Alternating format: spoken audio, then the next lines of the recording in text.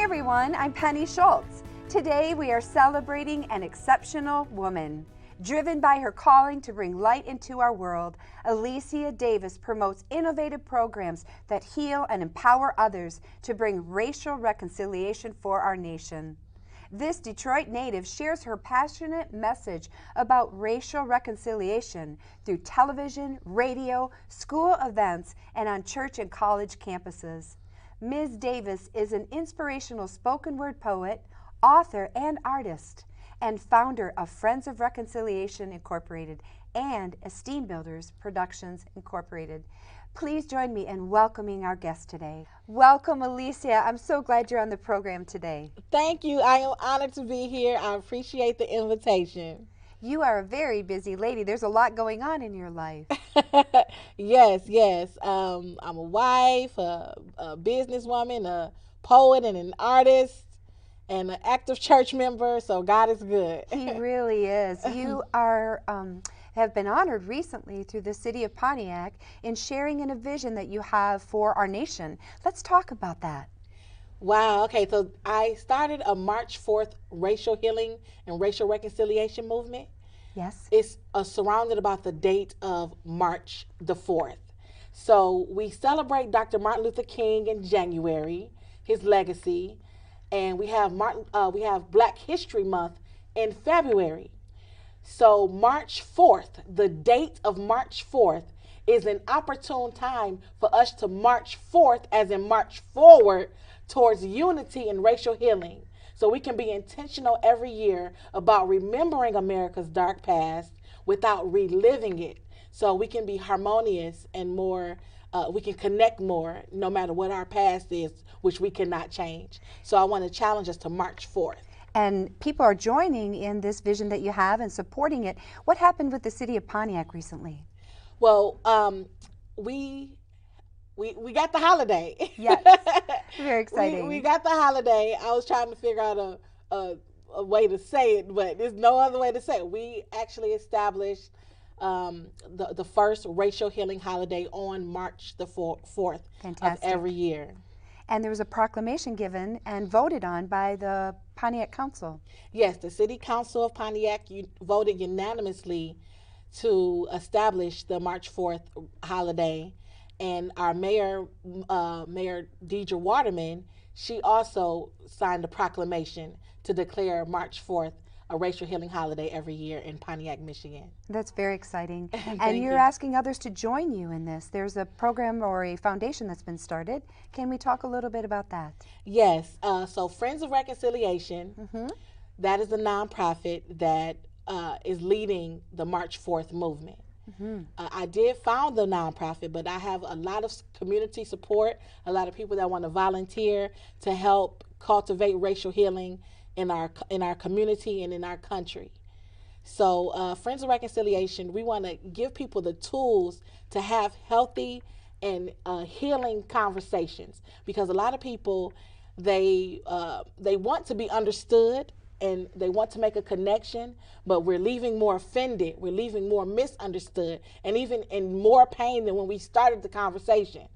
And we can decrease those with some social skills, some prayer, maturity, and growth. Yes. And all this takes intentional work and personal growth. So we want to come alongside our community and give them the inspiration and the tools to connect and even reconnect and have racial reconciliation. And so this past March 4th, there was a wonderful event that was held in Pontiac. Yes. Please share what that was about.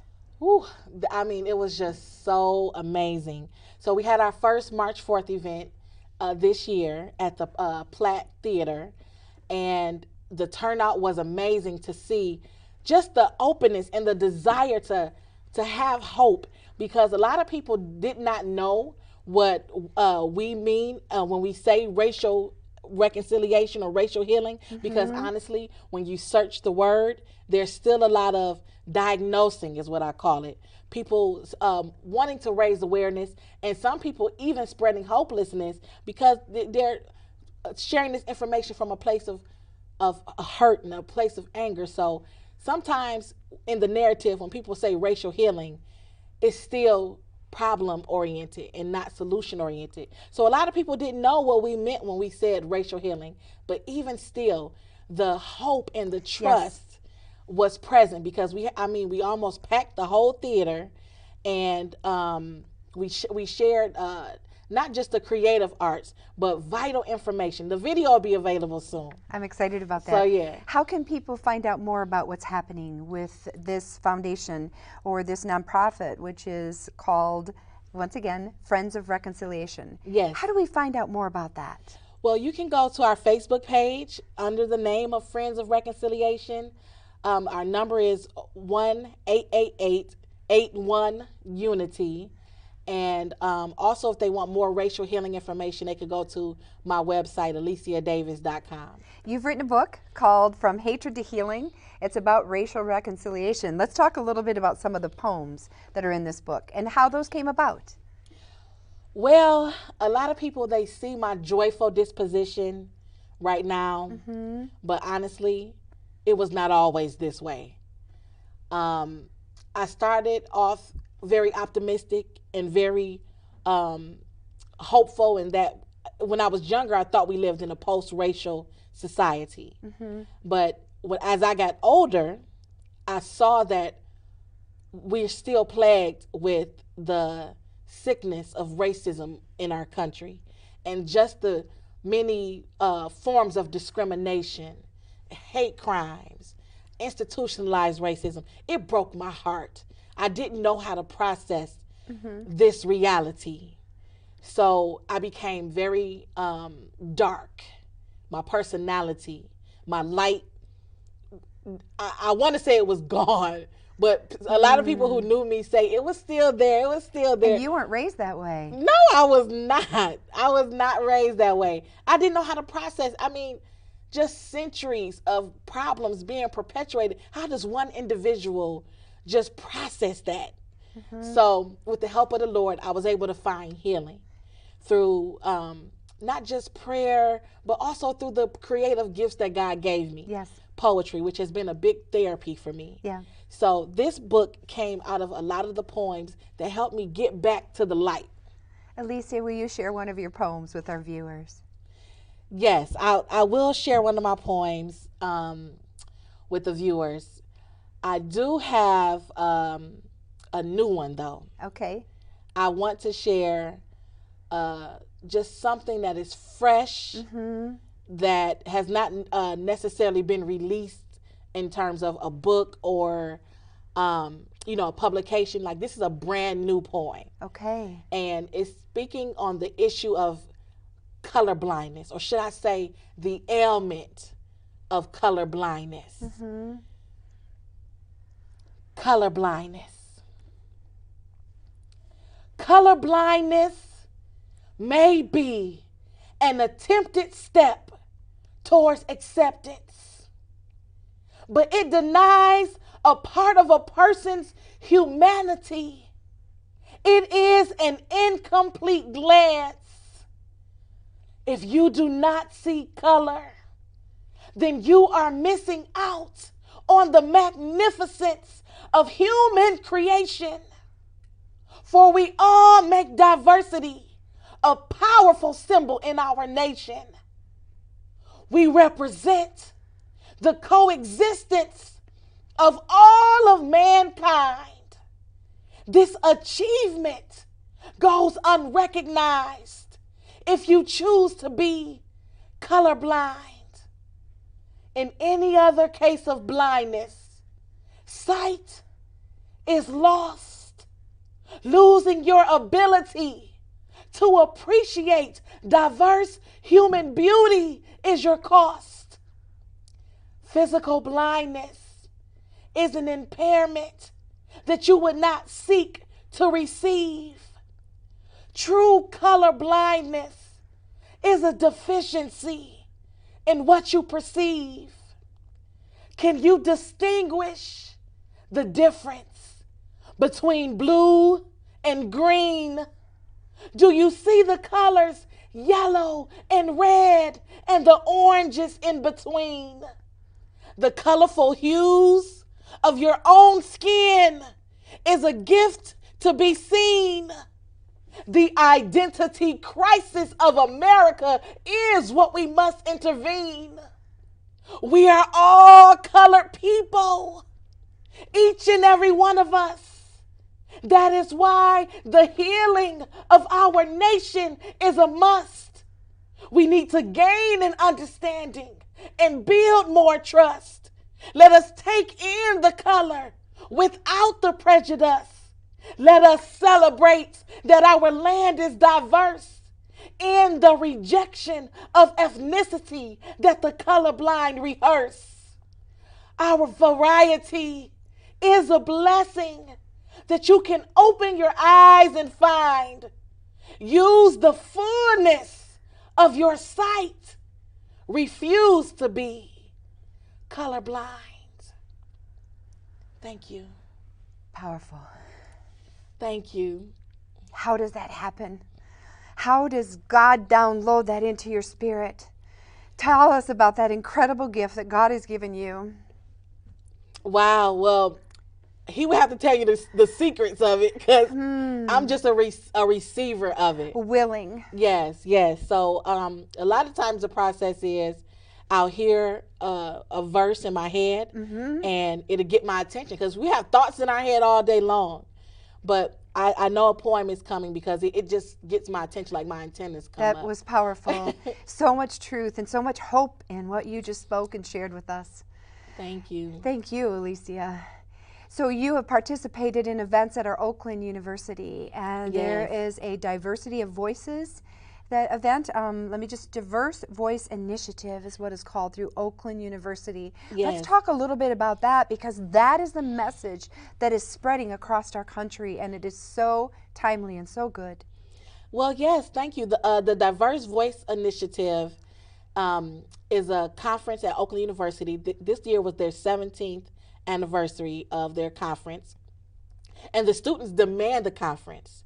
It's led by Dr. Shonda Scott. And I was actually invited to share my messages of racial healing with the college students. And they were very receptive and just refreshed. So I was honored to be invited. And this takes place annually. When? It took place this year in March. So okay. Yes. A lot of great things are happening in March. Yes, we're going to March 4th. We are together. Yes, yes. All of us together as a nation. Some of the other communities will be adopting resolutions and passing these proclamations. Is that your hope? Yes, my hope is that my state will march forth with me and our nation we will all march forth together. So that's my hope too. I am so excited to see all of this taking place. It's time. Yes. And people have been prepared. We're ready. We're ready for these changes, and we're ready for the healing to come. Yes. Yeah, I'm very excited about that, Alicea. And I have to just bring awareness to when it comes down to healing. Yeah. It's exciting because we want the change that is on the other side of it. Mm-hmm. But if you go to the doctor and the doctor gives you orders, a lot of times the orders from the doctors is not fun, but it's necessary. Okay. So if I tell a person that the healing process, even though it's exciting because we know the fruit that will come out of it. That's right. It's work. It is. It is work. Mm-hmm. Every generation has put in work towards progress. And a lot of people are saying, they're tired, which I understand because I've been tired. I mean, I wrote From Hatred to Healing because I was tired and just in that place. So I understand because it's been going on for a long time. This year is 400 years since the first slave ship came to America. So I understand the tired. But we're standing on the shoulders of giants. And we owe it, not just to our ancestors, but to the future generations to do our work. So if you have to be intentional about connecting and reconnecting, assessing your own self, examining your own self, just be fueled. Just be fueled by knowing that if a doctor tells you, take this medicine, the medicine's not going to taste good. Mm-hmm. I mean, vegetables doesn't taste like cheesecake. Sure. I mean, running a 5K doesn't feel like laying down on the couch, but this is what it takes for us to heal. Very necessary. Yes. You and I met for lunch yesterday, and we had some hard conversations. Yeah. And I realized there were a lot of things I didn't fully understand and may not, but I knew that I was ready for the process of it. And I believe our nation is too. Amen. Yep. Amen. And see, that's the thing. Have the conversations. Yes, we need to have the conversations, but more importantly, we need to have grace present in the conversation. And there was a lot of grace yesterday. Thank you. Thank you. Thank you, because I felt your desire to get to a place of understanding. Sure. And it's unrealistic for me to expect you to view life through my shoes and through my walk. But you can get a glance. You can like reading a story, you can get a sense. Sure. But you have your own story. You have your own perspective. And when we come into alignment, like I tell people, we can step out of the racial divide and be on God's side. And we can all just get a will alignment. And I'm not just talking about the wheels on the tire, the wheel in our hearts, the wheel in our minds, in our thoughts. We can all get a will alignment to get on course. Yep. So, I mean, it's realistic. I'm amazed how much the schools are engaging and teaching and being ready to have these conversations with their students. I think that's so important because that's the generation. You said we're standing on the backs of giants, but we're also reaching out the hand to this next generation to bring them forward. Yes. We have to be careful to empower our youth to get ready for the future without passing down the burden of bitterness, the burden of hatred, because they don't have to carry it. That's not mandatory in change. The lighter our load is, the further we can get down the road. So we have to be careful to teach our children the history without passing down the bitterness or the hatred. Yep, that's very important for all of us. Your husband is a gem. I know Ben. And let's talk a little bit about your marriage and how that relationship has built you up and encouraged you. Lord have mercy. See, now, okay, now. Get you started. Yes, when you ask me to talk about my husband, I mean, I just go to a whole nother different place. And your countenance just you're beaming. Yes. He was my reintroduction to God. Yeah.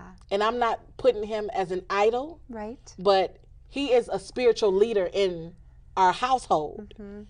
And just talks over the dinner table, because my introduction to God was not very healthy. So in the 10 years we've been married, like just being his disciple. Yes. And just him letting me see how healthy the mind of God is. Because I didn't trust God. I had a lot of unbelief. My prayer was, I believe, Lord, help my unbelief. Wow. I believe, Lord, help my unbelief. And the more that I can just compare who I thought God was and just the attributes and the character that seemed invisible to me, my husband has helped me to see that. You honored him on Sunday. That was pretty special. Tell us a little bit about that. Oh, my goodness. So our 10th anniversary was Thursday. Congratulations. Thursday. Happy anniversary. And thank you. And so he took us to Hawaii. Wow. And when we came back, I wanted to surprise him with a physical, actual award. It was beautiful. And our Pastor Kyle Garcia, he was very happy to participate in just the setup of the surprise. It was gorgeous, the whole thing.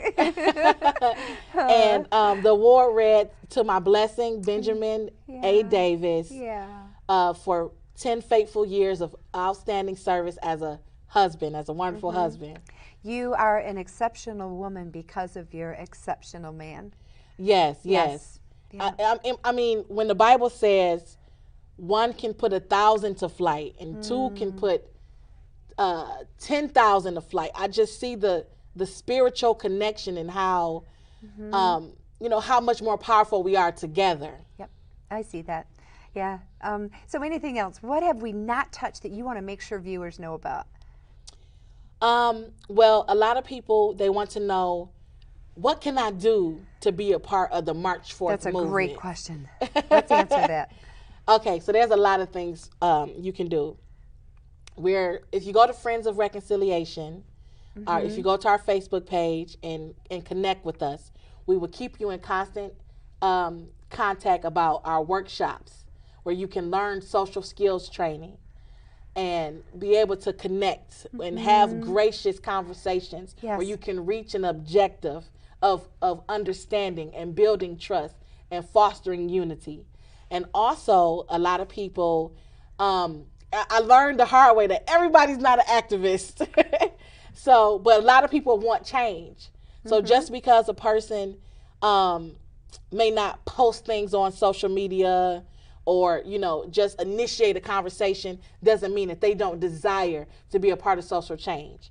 So to let these people be seen and recognized, I have a line of t-shirts on my actual website on AliciaDavis.com with a lot of beautiful expressions of unity.